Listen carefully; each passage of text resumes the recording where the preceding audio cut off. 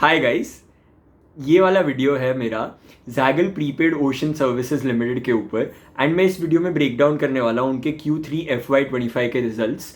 And मैं कुछ reasons देने वाला हूँ जिससे आपको पता चलेगा कि क्यों इसका शेयर प्राइस लास्ट एक महीने में 34% डाउन है, जबकि इनके जो रिजल्ट्स है, क्वार्टरली रिजल्ट्स है, सेकेंड कॉन्जिक्यूटिव क्वार्टर के लिए इनके जो क्वार्टरली रिजल्ट्स है वो हाईएस्ट एवर रेवेन्यू पे आए हैं। ठीक है, अभी अगर मैं इनके क्वार्टरली रेवेन्यूज़ की बात करूँ तो 69% ईयर ऑन ईयर इंक्रीज़ हुआ है। EBITDA इनका 44% ईयर ऑन ईयर इंक्रीज़ हुआ है। पैट इनका 33% ईयर ऑन ईयर इंक्रीज़ हुआ है। हाईएस्ट एवर रेवेन्यू आया है इनका अराउंड 336 करोर्स का। ठीक है, for second consecutive quarter in a row. But फिर भी ये शेयर प्राइस लास्ट एक महीने में 34% डाउन है। वो मैं सारे रीजंस इस वीडियो में ब्रेक डाउन करने वाला हूँ। एंड इनका जो फ्यूचर है, कैसा दिख रहा है इनका फ्यूचर, वो भी मैं बताने वाला हूँ। बट इसके पहले कि आप ये वीडियो कंटिन्यू करो, आई वुड रिक्वेस्ट यू कि ये जो ट्वीट, अगर आप ये ट्विटर पे देख रहे हो तो इसके नीचे जो मैंने कोट की रहेगी वीडियो, वो आप जाके देख लो। बिकॉज उससे आपको इस पूरे जैगल का बिजनेस मॉडल समझ आ जाएगा, उनके अलग अलग प्रोडक्ट समझ आ जाएंगे। बिकॉज अब मैं कुछ टर्म्स बताने वाला हूँ जो आपको शायद ना समझे अगर आप ये डायरेक्टली वीडियो देख रहे हो। तो अगर आप ये ट्विटर पे देख रहे हो तो देन मतलब जो नीचे कोटेड ट्वीट रहेगी उसका जो आप वीडियो रहेगा मेरा पुराना वाला जैगल के ऊपर, जो कि मेरा पहला वीडियो था, आप वो जाके देख लो। एंड अगर आप यूट्यूब पे देख रहे हो तो I link the video in the description below, you can go watch it. And let's deep dive into the Q3 FY25 results now. तो जैसे मैंने आपको फाइनेंशियल्स के बारे में तो बता दिया, उनके अगर रिपोर्टेड एडजस्टेड EBITDA मार्जिन्स में बताऊँ तो अभी वो 9.4% पे थे। लास्ट सेम क्वार्टर में last year it was around 11.5%। ठीक है, तो एडजस्टेड EBITDA मार्जिन्स वो गिरे हैं।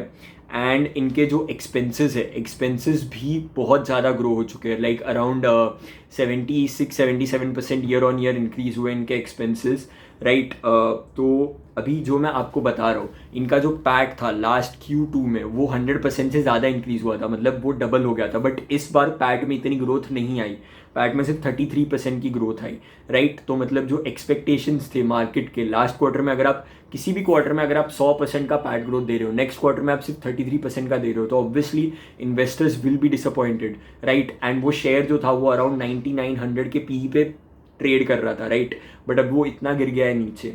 बट अगर आप किसी 100 का पी जो रहता है, 100 का पी अगर आप दे रहे हो किसी शेयर प्राइस को, एंड देन एक भी क्वार्टर अगर उसका बिलो एक्सपेक्टेशन रिजल्ट आ जाता है, तो यही होता है, राइट। 35% डी ग्रोथ, 35% गिरा है वो शेयर एक महीने के अंदर, राइट। एंड अगर मैं आपको 9 मंथ बेसिस पे बताऊँ, 9 मंथ बेसिस पे पैटर्न का काफ़ी ज़्यादा अच्छा ग्रो हुआ है, लाइक 123% ग्रो हुआ है, तो वो तो अच्छा है। बट यस, अगर मैं आपको बताऊँ इनके जो EBITDA मार्जिन्स है वो क्यों कम है इतने, राइट। एंड जो इनके एक्सपेंसेस है वो इतने क्यों बढ़ रहे हैं, वो उस पर भी मैं बताऊंगा आपको। एंड EBITDA मार्जिन्स क्यों कम है वो भी मैं बताऊंगा आपको। तो अभी भी अगर आपको बताऊँ तो इनके जो तीन जो मेजर सोर्सेज ऑफ रेवेन्यू है, एक तो SaaS रेवेन्यू हो गया इनका, राइट। एक हो गया इनका प्रोग्राम फीस, एक हो गया इनका प्रॉपल पॉइंट्स रेवेन्यू। ठीक है, इनके तीन मेजर सोर्सेज ऑफ रेवेन्यू है। अभी इनका जो प्रॉपल पॉइंट्स वाला रेवेन्यू था उसका जो कंट्रीब्यूशन था इस क्वार्टर में बहुत ज़्यादा बढ़ गया है, राइट। एंड वो ईयर ऑन ईयर भी काफ़ी बहुत ज़्यादा ग्रो कर रहा है, राइट। अराउंड 88% ग्रो हुआ था उनका प्रॉपल पॉइंट्स का रेवेन्यू। एंड अगर प्रोग्राम फीस का देखूँ तो वो भी ग्रो हुआ था, बट वो थोड़ा कम ग्रो हुआ, राइट, इसके कंपैरिजन में। बट अगर मैं प्रॉपल पॉइंट्स का रेवेन्यू का वो बताऊँ आपको, मार्जिन कंट्रीब्यूशन बताऊँ, तो उसका जो ग्रॉस मार्जिन है वो काफ़ी कम है इसमें, राइट। एंड उसकी वजह से इनका EBITDA पे भी काफ़ी ज़्यादा फर्क पड़ता है। बट मैं अगर आपको इनके प्रोग्राम फीस बताऊँ, प्रोग्राम फीस का जो इनका EBITDA मार्जिन है वो ऑलमोस्ट इससे डबल है। मतलब एग्जैक्ट नंबर्स हमें नहीं पता है, मैनेजमेंट ने बताया नहीं है, बट मोर देन डबल है, राइट। तो जब इनका प्रोग्राम फीस का कंट्रीब्यूशन ज़्यादा रहता है तो इनके मार्जिन अच्छे होंगे। बट अभी फिलहाल जो है इनका प्रॉपल फीस का जो रेवेन्यू है वो, प्रॉपल पॉइंट्स का जो रेवेन्यू है वो ज़्यादा है, इसकी वजह से इनके मार्जिन इतने कम है। अगर मैं आपको कंपैरिजन के लिए बताऊँ तो FY22 में इनके EBITDA मार्जिन थे अराउंड 16%, राइट। अभी गिर के इस क्वार्टर में 9.4% हो गए। मतलब लाइक 3 साल के अंदर अंदर ही, 3 फाइनेंशियल ईयर के अंदर अंदर ही आपका EBITDA मार्जिन है जो आधा हो गया है, राइट। बट अभी मैनेजमेंट का यही कहना है कि वो लोग धीरे धीरे इस EBITDA मार्जिन को वापस से 15-16% पे लेके जाएंगे with in the next 3 to 4 years, right.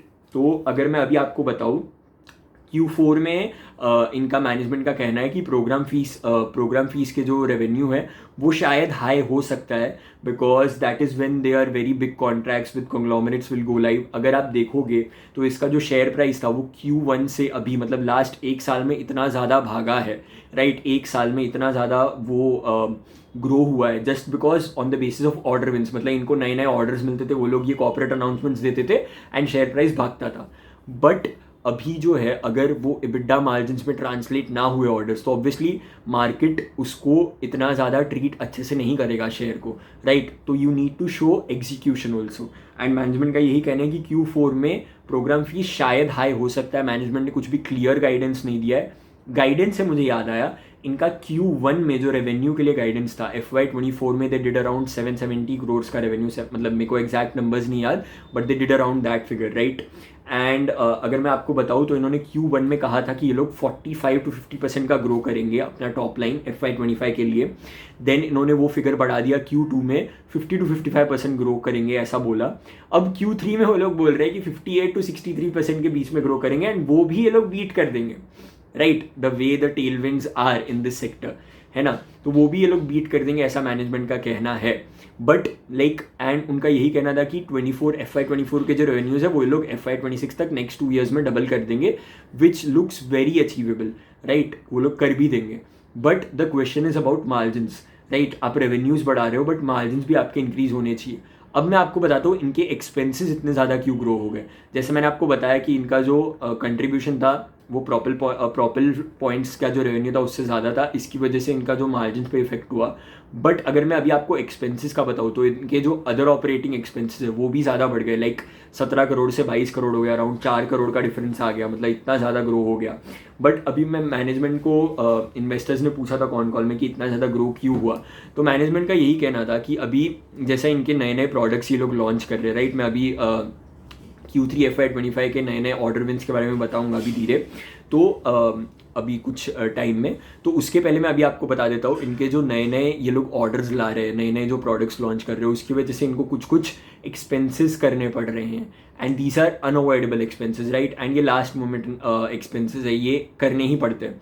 ये मैनेजमेंट का कहना है कि इसकी वजह से इनका अदर ऑपरेटिंग एक्सपेंडिचर इंक्रीज हुआ है। इनका जो एम्प्लॉई एक्सपेंडिचर है वो भी इंक्रीज हुआ है, वो भी मैं आपको बता देता हूँ क्यों इंक्रीज हो गया है। Let me give you a figure, right. जनवरी 2024 में इनके जो नंबर ऑफ एम्प्लॉयज़ थे, right, let me tell you, या इनके जो नंबर ऑफ एम्प्लॉयज़ थे वो अराउंड 289 थे, राइट। एंड अब मैं जनवरी 2025 यानी कि एक साल के अंदर अंदर उन्होंने ये 289 से नंबर बढ़ा के कर दिया 425, यानी कि अपने पूरे वर्कफोर्स का मोर देन 47% उन्होंने लास्ट एक साल में हायर किया है, राइट। इतनी ज़्यादा हायरिंग कर रहे हैं ये लोग, जैगल कर रहा है। अभी अगर मैं आपको बताऊँ, ये एक SaaS कंपनी है, एक फिनटेक कंपनी है। अभी फिनटेक कंपनी जो हायरिंग करती है वो यूजुअली CS मतलब जो सेल्स वाले बंदे रहते हैं, या जो कंप्यूटर साइंस वाले रहते हैं, या जो इंजीनियर्स रहते हैं, सॉफ्टवेयर इंजीनियर्स, वो सब करते हैं। ये लोग डेली वेज लेबरर्स को हायर नहीं करते, राइट। तो इसकी वजह से इनका जो नंबर ऑफ एम्प्लॉयज़ इंक्रीज हो रहे हैं, that can be a good sign for their future,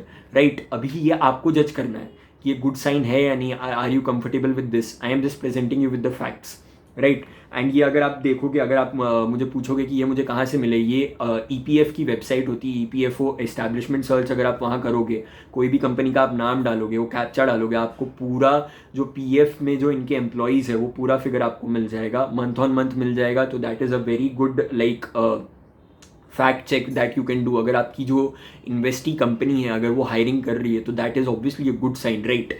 and इसकी वजह से इनके जो एम्प्लॉय एक्सपेंसेस है वो भी काफ़ी ज़्यादा इंक्रीज़ हो गए हैं। तो ये जो है अभी ये जो एक्सपेंसेस हो रहे हैं इंक्रीज़, अभी ये जो बिजनेस है ये एक्सपांशन फेज़ में है, राइट। अभी अगर मैं आपको बताऊँ Q3 FY24 में इन्होंने Zoyer अपना एक नया प्रोडक्ट लॉन्च किया, राइट। अभी ये लोग एक और नया प्रोडक्ट अपना लॉन्च कर रहे हैं ब्रॉम करके। ब्रॉम क्या होता है? Basically branch recurring operating monthly expenses. इससे क्या होता है, जो ब्रांचेस रहते हैं, अभी किसी भी ब्रांड के बहुत अलग अलग ब्रांचेस रहेंगे, तो उसके जो एक्सपेंसेस रहते हैं वो मैनेज करने के लिए इनको बहुत ज़्यादा हेल्प हो जाती है ब्रोम से, राइट। अभी ब्रोम में इन्होंने ब्लिंकिट को साइन किया, राइट। जेप्टो भी इन्होंने साइन किया, जेप्टो को ये लोग जॉयर और सेव अपने जो प्रोडक्ट्स है वो ये लोग सप्लाई करने वाले हैं, राइट। तो इसकी अभी मैं आपको बताऊँ इनके जो बड़े बड़े क्लाइंट्स हैं वो कितने ज़्यादा बड़े बड़े हैं। अब मैं आपको ऑर्डर विंस बताता हूँ। मैंने एक तो आपको ब्लिंकिट का बता दिया, ब्रोम, राइट। अभी जेप्टो से ये लोग जॉयर एंड सेव ये लोग बेचने, मतलब अपना जॉयर प्रोडक्ट एंड सेव वाला जो प्रोडक्ट है वो ये लोग देने वाले हैं। अगर मैं आपको बताऊँ महिंद्रा फर्स्ट चॉइस व्हील्स, इनका जो AGP सिटी गैस है वो इनके फ्लीट मैनेजमेंट के लिए इन्होंने साइन किया, राइट। ब्लिंकिट तो मैंने आपको बता दिया, कैन फिन होम्स इन्होंने साइन किया, ये लोग जैगल का जॉयर पेटी कैश एंड जैगल सेव ये लोग देने वाले हैं उनको। बिग बास्केट को इन्होंने साइन किया, मुंबई मेट्रो वन को इन्होंने साइन किया, हिताची को इन्होंने साइन किया, राइट। एंड अगर मैं पार्टनरशिप्स के बारे में बताऊँ तो इन्होंने अभी मास्टर कार्ड के साथ 7 साल की पार्टनरशिप की, जहाँ पे Mastercard will promote Zaggle के प्रोडक्ट्स टू देयर कस्टमर्स, है ना। Zaggle Mastercard to recommend Zaggle SaaS platform payment card and products to their corporate customers and other ecosystem entities on a referral basis, right. Referral basis पे Mastercard इनको refer करेगा, right. HDFC bank के साथ इन्होंने 3 साल की partnership sign की। स्ट्रैडा India के साथ इन्होंने एक ये परपेचुअल पार्टनरशिप साइन की, जहाँ पे स्ट्रैडा जो कि फॉर्च्यून 500 जैसी कंपनीज का HR सॉल्यूशंस बेचता है उनको, वैसी कंपनी के साथ उनके जो इंडिया ब्रांच के साथ इन्होंने एग्रीमेंट साइन की, जो अपने कॉर्पोरेट कस्टमर्स को जैगल का पेमेंट प्लेटफॉर्म ये लोग रेफर करेंगे, राइट। एंड अगर मैं बताऊँ तो TBO टेक के साथ भी इन्होंने एक एग्रीमेंट साइन किया। तो मतलब जो इनका फ्यूचर, अगर आप कस्टमर्स देखोगे कितने बड़े बड़े कस्टमर्स आ रहे हैं, पार्टनरशिप्स अच्छे अच्छे साइन हो रहे हैं, रेवेन्यू ग्रोथ तो इन्होंने ऑब्वियसली बता ही दिया है। बट मेन जो क्वेश्चन रहता है, it all comes down to the margins, right. PE ratio, PEG ratio, right. तो अभी मैनेजमेंट का यही कहना है कि वो लोग अभी धीरे धीरे जैसा होगा आने वाले कुछ 2-3 सालों में, इनका जो प्रोग्राम फीस है जिसका मैंने आपको बताया, जिसका मार्जिन ज़्यादा होता है, जिससे उनको ज़्यादा मार्जिन मिलेंगे, वो उसका कॉन्ट्रीब्यूशन बढ़ने वाला है, ऐसा मैनेजमेंट का कहना है, राइट। प्रॉपल भी ग्रो करेगा ही, बट इनका जो ब्रोम है, जो इन्होंने बताया आपको, branch recurring operating monthly expenses, वो ये लोग बहुत सारे बड़े बड़े कस्टमर्स को दे रहे हैं, राइट। इंडिया के एक बहुत बड़े रिटेल चेन के साथ भी इन्होंने कॉन्ट्रैक्ट साइन किया, वो अभी रिवील नहीं किया उसका नाम, but yes they signed a contract with one of the biggest retail chains in India, right. And उनको भी ये लोग ये ब्रॉम वाला बेचने वाले हैं। अभी जो ब्रॉम के क्लाइंट्स हैं वो SaaS fees and program fees के अंडर आएंगे, राइट। ये लोग प्रॉपल पॉइंट्स के अंडर नहीं आएंगे। तो मतलब प्रॉपल पॉइंट्स का जब तक रेवेन्यू कंट्रीब्यूशन कम रहेगा, बिजनेस के लिए अच्छा रहेगा। उनका रेवेन्यू कंट्रीब्यूशन बढ़ेगा तो इनके मार्जिन्स पे एडवर्स इफेक्ट आएगा, आप इतना समझ लो। अब मैं आपको जैगल के बारे में बताता हूँ। इन्होंने 595 करोड़ का QIP भी रेस किया, इनको अप्रूवल मिला है 950 करोड़ का, इन्होंने 595 करोड़ का QIP रेस किया, राइट। एंड उससे ये लोग कह रहे हैं कि ये लोग अभी इनके जो टारगेट में 5 एक्विजिशंस है, राइट, उसमें से अभी जो 2 है वो बहुत एडवांस स्टेजेस पे है। एंड ये लोग कह रहे हैं कि 3 एक्विजिशंस ये लोग कंप्लीट कर देंगे by the end of next financial year. उसमें से अभी शायद इन्होंने एक एक्विजिशन कंप्लीट कर भी दिया है, mobile ware technologies private limited में इन्होंने 16.67% एक्वायर करने की बात कही है, बट वो अब तक इन्होंने कुछ पैसे वगैरह दिए नहीं है, 90 डेज़ का टाइम दिया है। तो जैसे जैसे वो उसके बारे में और हमें पता चलेगा, अगर मैनेजमेंट कोई प्रेस मीडिया रिलीज देती है तो I share it with you guys, but अभी के लिए फ़िलहाल हमें कुछ ज़्यादा पता नहीं है। मैनेजमेंट का यही कहना है कि ये जो एक्विजिशंस है, राइट, ये एक्विजिशंस इनके EBITDA एक्रेटिव होंगे, मतलब वो EBITDA को पॉजिटिवली कंट्रीब्यूट करेंगे, right, and those will also help their EBITDA margins to go forward. And इनका यही लॉन्ग टर्म गोल है कि ये लोग 15 to 16% EBITDA मार्जिन जो इनके FY22 में थे उधर तक इनको पहुंचना है, right, with in the next 3 to 4 years। तो मार्जिन एक्सपेंशन तो है ही बिजनेस में, रेवेन्यू ग्रोथ भी है बिजनेस में, बिजनेस के बड़े बड़े कस्टमर्स भी है, बिजनेस का बिजनेस मॉडल भी अच्छा है। जो ये सेक्टर है, ये सेक्टर आने वाले कुछ सालों पहले एग्जिस्ट भी नहीं करता था। मार्च 2020 के आप रेवेन्यूज़ उठा के देखो, आंखें खुली की खुली रह जाएगी जैगल की, मार्च 2020 की। एंड अभी जो ये लोग बोल रहे हैं, ये लोग रेवेन्यूज़ कितनी कर रहे हैं, आंखें खुली की खुली रह जाएगी आपकी। तो मतलब बिजनेस ये बहुत अच्छा है, बट ये साइकिल्स है। अभी मार्जिन्स कम है, मार्जिन्स अगर बढ़े इन फ्यूचर, राइट, तो ऑब्वियसली अच्छी बात है, इनके रेवेन्यूज़ तो बढ़ने ही वाले, ऐसा मैनेजमेंट का कहना है। But these are all facts that I am presenting to you. आपको डिसीजन लेना है कि what are you comfortable with, right. I am not giving you any advice, ये आपको डिसीजन लेना है। I am just here to present the facts. तो अगर मैं बात करूँ, जैसे मैंने आपको बताया FY26 के लिए इन्होंने कुछ भी मेजर गाइडेंस दिया नहीं है, राइट। एंड इन्होंने रिसेंटली अभी भारत बिल पेमेंट सिस्टम भी एनेबल किया है अपने प्लान्स के साथ, अपने जो प्रोडक्ट्स के साथ। अभी भारत बिल पेमेंट सिस्टम क्या होता है बेसिकली, अभी एक हेड ऑफिस रहता है, उसके बहुत सारे हज़ारों ब्रांचेस रहते हैं, राइट। अभी क्या होता है कि ब्रांच का जो इलेक्ट्रिसिटी बिल रहेगा वो कौन पे करेगा, राइट। जो यूटिलिटी बिल्स रहते हैं वो कौन पे करेगा। अभी अगर उनको बोलेंगे, ब्रांच वालों को पे करने बोलेंगे, तो इसमें फ्रॉड के चांसेस हो सकते हैं, गलत बिल वो लोग स्कैन करके वो भेज सकते हैं, राइट। एंड उसकी वजह से बहुत ज़्यादा फ्रॉड हो सकता है इनके स्पेंड्स में, राइट। एंड उनको ट्रैक कौन करेगा कि बिल की ये ड्यू डेट है, ये इतने डेट पे भरना है, वरना लेट पेनल्टी लग जाएगी, राइट। तो इसकी वजह से BBPS जैसा एक सिस्टम आता है, सॉफ्टवेयर आता है। उसकी वजह से जो हेड ऑफिस रहता है, हेड ऑफिस बैठे बैठे अपने हेड ऑफिस से ब्रांच ऑफिस के यूटिलिटी बिल्स पे कर सकता है। This is basically the system. अभी रिसेंटली जैगल ने ये अपने सोल्यूशंस के साथ इनेबल किया है, राइट। एंड जैसे मैंने आपको बता दिया, Q1 में ब्लिंकिट ने अभी जो क्वार्टर था Q3 में ब्लिंकिट ने इनके साथ ब्रॉम वाले प्रोडक्ट के लिए अग्रीमेंट साइन किया है, राइट। एंड 500 डार्क स्टोर्स है ब्लिंकिट के। सो मतलब ये ब्लिंकिट के मतलब जैगल के लिए तो बहुत ज़्यादा अच्छा है, लाइक गुड न्यूज़ है, राइट। एंड अगर मैं बात करूँ, आपके जो प्रोग्राम फीस जो मैंने आपको पहले बताया था वो इंक्रीज़ हुए थे 54% ईयर ऑन ईयर, जबकि प्रॉपल पॉइंट्स रेवेन्यू इंक्रीज़ हुआ था 87% ईयर ऑन ईयर। बट अगर हम इसको 9 मंथ बेसिस पे देखेंगे, 9 मंथ बेसिस से अगर हम देखेंगे, तो इनका जो प्रोग्राम फीस है वो ज़्यादा ग्रो हुआ है प्रॉपल पॉइंट्स रेवेन्यू से। इस क्वार्टर में प्रॉपल पॉइंट्स रेवेन्यू बहुत ज़्यादा ग्रो हो गया, एंड Q4 में भी शायद और ज़्यादा ग्रो हो जाए, because as you very well know Q4 is basically the reward season, right. Employees को रिवॉर्ड्स देना होता है, ईयर एंड होता है, राइट। अप्रेजल्स होते हैं, तो उसकी वजह से इनको रिवॉर्ड्स भी देने पड़ते हैं एम्प्लॉयज़ को। तो शायद प्रॉपल पॉइंट्स का जो रेवेन्यू और ज़्यादा इंक्रीज़ हो जाए Q4 में उससे अगर वो हुआ तो शायद जो EBITDA मार्जिन है वो और कम हो जाए या सेम रहे। बट मैनेजमेंट का यही गाइडेंस है कि वो 9 to 10% पे मेंटेन करेंगे।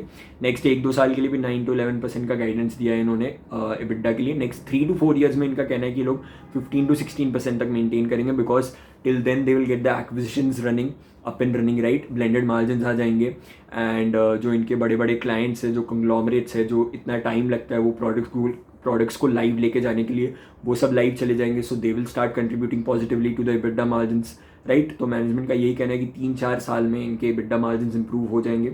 So let's see.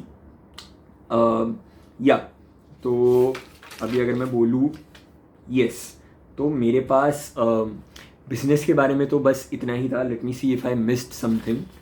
I don't think so कुछ मिस हुआ है, राइट। तो जैगल के बारे में इस Q3 FY25 के लिए तो मेरे पास बस इतना ही था। अगर आपको फिर भी कुछ डाउट्स है तो आई वुड रिक्वेस्ट कि आप वो जो डिस्क्रिप्शन में वीडियो रहेगा या आप ट्विटर पे देख लो तो जो कोटेड वीडियो है वो आप जाके देख लो। आपको बिजनेस के बारे में बहुत अच्छे से समझ जाएगा। इस वीडियो में मैं बिजनेस नहीं कवर कर पाया बिकॉज वो थोड़ा टाइम वेस्ट हो जाता है एंड वीडियो अननेसेसरीली लंबा हो जाता है, राइट। तो जैगल के लिए आज के लिए बस मेरे पास इतना ही है। I will see you in the next one. Thank you.